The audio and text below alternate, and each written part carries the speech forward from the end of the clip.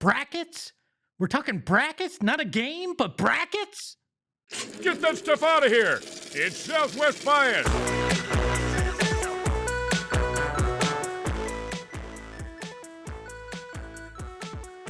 Welcome in to Southwest Bias, brought to you by our friends at Branded Bills. Elevate your brand with Branded Bills with the headwear and apparel that you need. Use the promo code PHNX to save 20% off your first order. And yeah, we're talking brackets today, but I'm not going to walk through who I picked and why like other shows do. I've got a PSA for you. Nobody cares about your bracket. This weekend, don't spend your time talking about how many wins you have in your bracket and where you rank and who's your dark horse, because absolutely nobody you're going to come into contact with cares. Your wife, your significant other, your husband, your boyfriend, they don't care.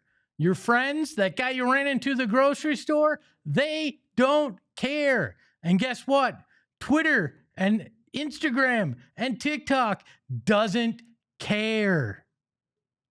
If you're the person that's sitting there talking about your bracket constantly, you got to remember zero, and I mean zero people that aren't in your bracket challenge care about what's going on in your bracket. And even those in your bracket challenge can look and see who's winning. They don't want your smack talk. They don't want to know how many of your Final Four teams are left after the first, weekend of play. Heck, after the first 2 days of play. Nobody cares. So stop boring people in your life by talking about it. Stop boring people on social media about it. Stop talking about it in general. You know when I want to hear about your bracket? If we're into the Sweet 16 and you have a perfect bracket still going and you're one of 3 people in the country, then, yeah, let's hear about your bracket. But until then, shut up, because nobody cares who you picked or why you picked them. If you're not Joe Lunardi, if you're not Jay Billis, I don't want to hear it. I've already got to hear from Charles Barkley and Kenny Smith, guys who don't watch college basketball on the regular, telling me their opinions that aren't educated. I don't need yours. So stop talking about your bracket this weekend and just enjoy the games. On the other side of the break, I'm going to talk about the hottest rivalry in Arizona sports. And I've got something that really has me pissed off right now. You've probably seen those Jaguars driving around with the weird cameras on them and wondered, what is that? Well, if you're not aware, it's Waymo.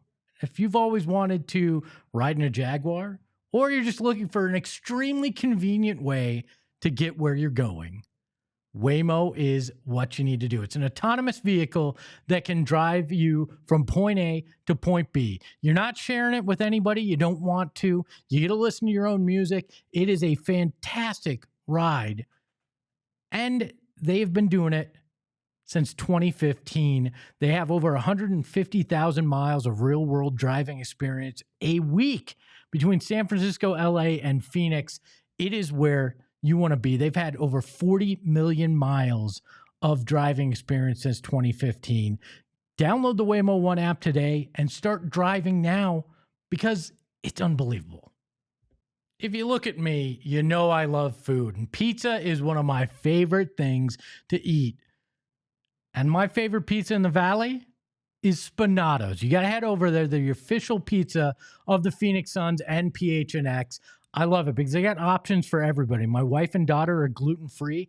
They have unbelievable gluten-free pizza. You're looking for keto in your diet? They got that. But the best thing, they are the home for Phoenix Suns fans. They've got great watch parties, one of which is coming up on March 28th out at their Gilbert location. You're going to want to be out there. PHNX will be out there. We're going to be doing some fun shows and some great content, but they're also going to have their PIZZA tournament. It's like horse, but it's pizza, baby. And you got a chance to win pizza for a year and unbelievable prizes like tickets to the Suns game on April 9th. Get all the info on watch parties, pizza contests, and so much more at Spanato'sPizzeria.com. Spanato's, official pizza of the Phoenix Suns and PHNX. Welcome back into Southwest Bias, brought to you by Branded Bills. Something has really bothered me this week. No, it's not the fact that it's going to be 94 degrees in Phoenix soon. It's not the fact that the Phoenix Suns have kind of turned it around, but haven't really, and there's all sorts of talk there. It's not that. It is about GCU women's basketball head coach Molly Miller and the attention she's getting. Now, I'm not saying she doesn't deserve attention. She certainly does. Her team has the best record in women's college basketball at 32-2. They've won 30 straight games going into the tournament, and she's the first coach to ever take the GCU women's basketball team to the tournament. She deserves all the attention about how she is as a coach. But instead, the national media, on multiple fronts, have decided to focus elsewhere. This headline from the New York Post, quote, "Stunning Grand Canyon coach Molly Miller takes internet by storm." Why does it matter what Molly Miller looks like? I don't care if she looks like Steve Buscemi. If she's able to get these kind of results from her team, isn't that what we should focus on? Other social media posts from major outlets talk about how she looks like Livvy Dunne from LSU. Why does that matter? Why should it matter? Because when you look at Coach Miller's record, she's 117-37 at GCU. That's not enough for you in those 5 seasons? Combined as a head coach at GCU and her alma mater, Drury, she's 297-54. She has an 85% win percentage as a head coach in women's basketball. Yet what we're talking about in media circles and on social media is that she's an attractive blonde. It should not matter. We should be talking about how unbelievable her team has been on the court. We talked to Paul Coro the other day on the program about her and the men's program at GCU. He's the Lopes insider over there. And he had nothing but great things to say about her approach to coaching, how she gets people excited for the big game, not only fans, but her team, that she is a fantastic X's and O's coach at GCU, and it's shown. But instead, people are hung up on what she looks like, and that's why she's gaining attention. And that's not a knock. Great. You know, attractive people work in all sorts of industries and sometimes get attention for it. But that's not why she should be the talk of the women's basketball tournament. It's not just GCU that appreciates what she's done. She's been in the conversation for multiple D1 head coaching jobs at major programs. Arkansas has been interested in her. Missouri, before they hired their new coach, was very interested in her. And right here in Arizona, the Arizona State Sun Devils women's basketball team is very interested in hiring her as the new head coach. And I don't think Graham Rossini or anybody over there is doing it because of what she looks like. It's because of how she coaches basketball. And I feel like that and that alone should be why she's being talked about across the country. But unfortunately, that's not the world or the media business that we live in right now. But it probably should be.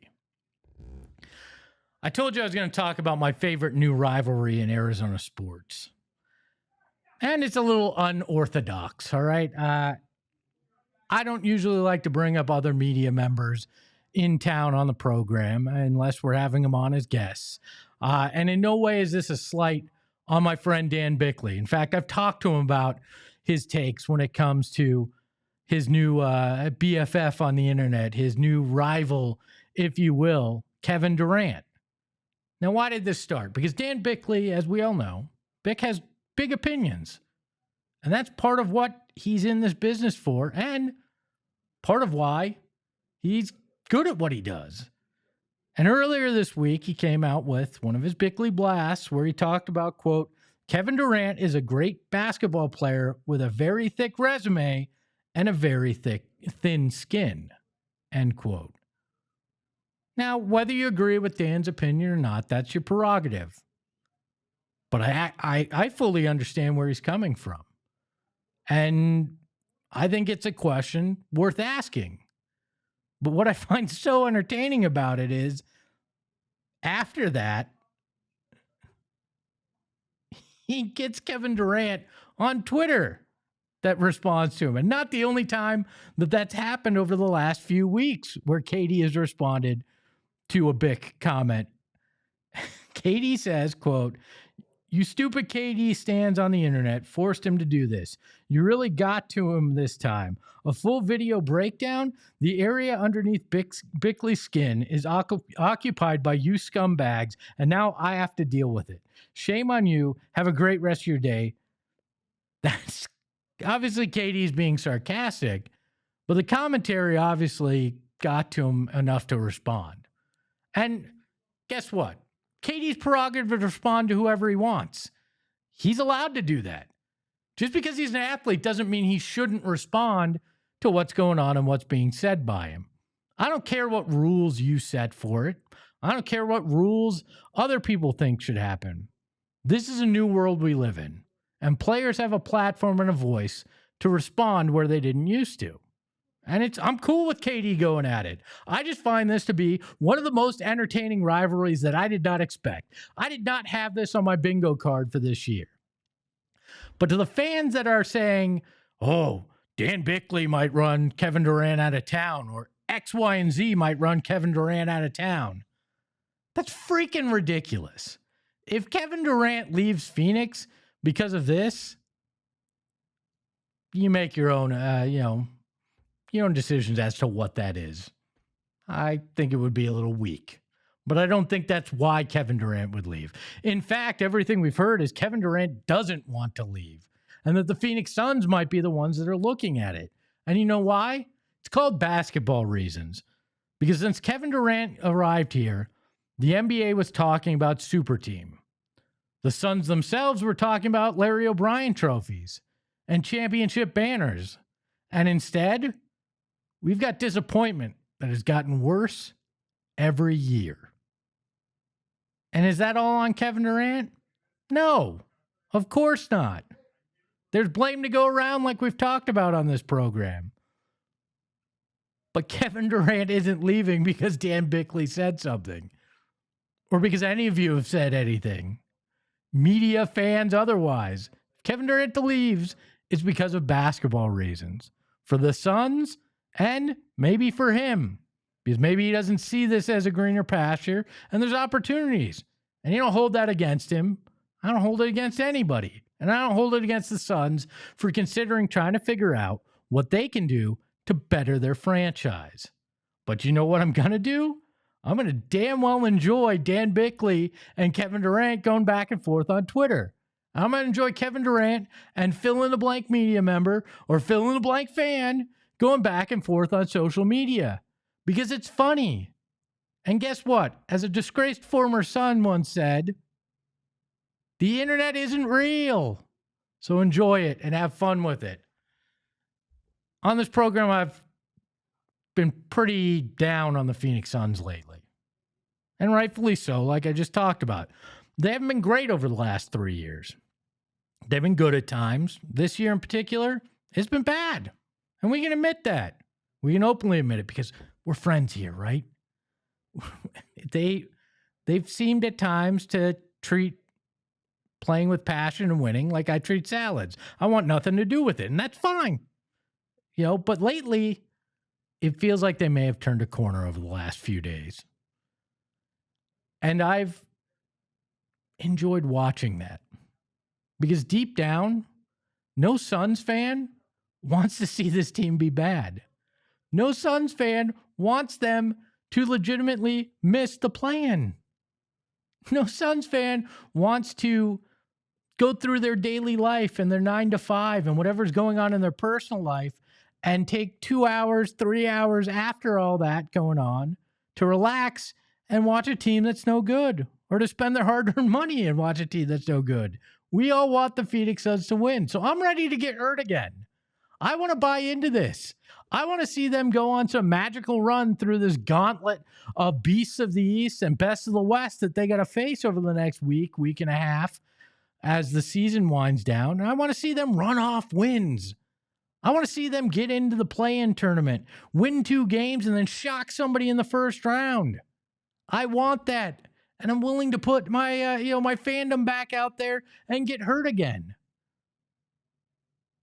But the logical side says that we've seen what they are over the last year and a half, and that probably won't happen.